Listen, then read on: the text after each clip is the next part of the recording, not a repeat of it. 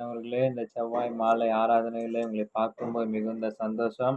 இன்னைக்கு நாம ஆண்டுடைய வார்த்தை என்ன கொடுக்கிறோம்னா, சந்தன வாசனை என்கிற தலைப்பு. என்னாகமம் 24ஆம் அதிகார 6 வசனத்தில், அவைகள் பரவிப் போகிற ஆறுகளைப் போலவும், நதியோரத்திலுள்ள தோட்டங்களைப் போலவும், கர்த்தர் நாட்டின சந்தன மரங்களைப் போலவும், தண்ணீர் அருகேயுள்ள கேது விருட்சங்களைப் போலவும் இருக்கிறது என்று சொல்றார். மலை உச்சியிலிருந்து இஸ்ரவேல் ஜனங்களை பார்த்த பிலேயாம் அவர்களை கர்த்தர் நாட்டின சந்தன மரங்களாக பார்த்தாரு.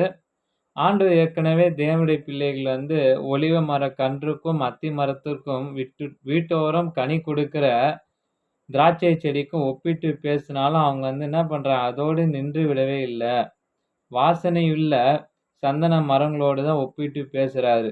சந்தன மரத்தின் விசேஷம் என்னன்னா, சில மரங்கள்ல பூக்கள் குறிப்பிட்ட காலத்துல வாசனை வீசும். அது வேற அடித்தட்டோ இலையோ வாசனை வீசுவது இல்லை. மரங்கள்ல வேர் மட்டும் வாசனைல தான் இருக்கும். ஆனா சந்தன மரத்துல அதனுடைய வேர் அடிமரம், கிளை, இலைகள், பூக்கள் எல்லாமே நறுமணம் வாய்ந்தவையா இருக்கும். மற்ற எல்லா மரங்களை பார்க்கலும் ஒரு சந்தன மரம் மிகவும் விலை உயர்ந்து இருக்கிறது. அது பெரிய மதிப்பு உண்டு, மகிமை இருக்கு. அதனுடைய வாசனையோ தெய்வீகமானது. இந்த சந்தன மரத்தை விரும்பாதவர்கள் உலகில் ஒருத்தரும் கூட இல்ல. இந்த சந்தன மரத்திலிருந்து கிடைக்கிற சந்தனமானது மனுஷருடைய சரீரத்தில் இருக்கிற உஷ்ணத்தை எல்லாம் என்ன பண்றாங்க, குறைய பண்ணி குளுமையை ஏற்படுத்துது. ஆனா இந்த சந்தன மரம் தன்னுடைய இளமையான வாசனையில, இனிமையான ஒரு வாசனையில மக்களுடைய உள்ளத்தை கவர்ந்து இழுக்கிறது.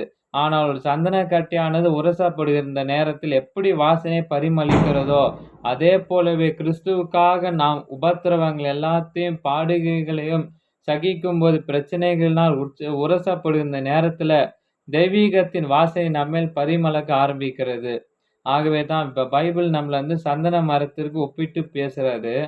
சந்தன மரம் வெட்டப்பட்டு பிழையப்படும் போது அந்த நேரத்துல அதிலிருந்து சந்தனத்தை எல்லாம் தயாரிக்கிறாங்க.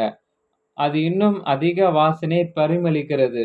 ஆனா உபத்திரவத்தை கண்டு நீங்க கலங்க வேண்டாம். ஐயோ, ஏன் எனக்கு இந்த பாடுகள், ஏன் எனக்கு இந்த உபத்திரவங்கள், ஏன் எனக்கு இந்த கண்ணீர், ஏன் எனக்கு இந்த துக்கம் என்று முறுமுறுத்திட வேண்டாம். ஆனா பாடுகளின் மத்தியிலேயும் உபத்திரவங்களின் மத்தியிலேயும் நற்கந்தமாக பயன்படுத்துகிற தேவன் நிச்சயமாக உங்களை மேன்மைப்படுத்துவார். தேவ பிள்ளைகளே, தேவனுடைய வஸ்திரம் எப்படிப்பட்டது என்று தெரியும். அது சந்தன வாசனை நிறைந்த என்று சங்கீதக்கார் 45ஆம் அதிகாரத்துல, கல்வாரி சிலுவையில் உச்சந்தலை முதல் உள்ளங்கால் வரை அடிக்கப்பட்டு நொறுக்கப்படுகிற நேரத்துல சந்தனம் போல தெய்வீக மனம் வீசினாரான தேவ பிள்ளைகளே, அவருடைய அன்பையும் முன்மாதிரியையும் தியானித்து அவருக்காக நறுமணம் வீச வேண்டும் சொல்லி நான் கேட்டுக்கொள்கிறேன்.